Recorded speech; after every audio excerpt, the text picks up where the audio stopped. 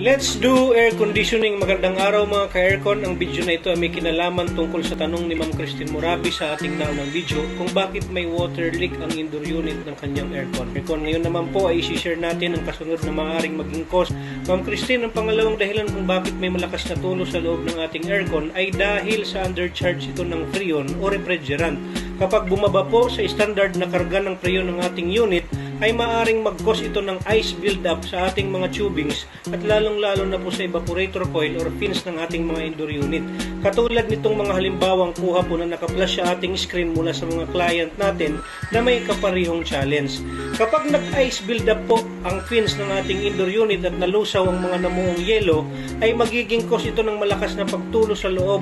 Pwede nyo po i-visual check katulad ng mga naipakita ng larawan kanina. Kapag may same kayong makita sa mga unit ninyo, yun na po ang maaaring dahilan kung bakit may mga pagtulo sa loob ng ating aircon. However, para sigurado po tayo at mabigyan ng long-term solution ng ating aircon, pwede nyo po ipa-check up ito sa service provider para matingnan ang dahilan ng pagtulo kung ito ba ay pasok sa nauna nating video na madumi lang ang unit o barado ang drain line o dahil undercharge ito ng freon at may ice buildup na nangyayari sa indoor fins.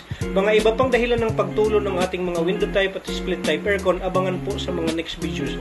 Maraming salamat po at magandang araw mga ka-aircon.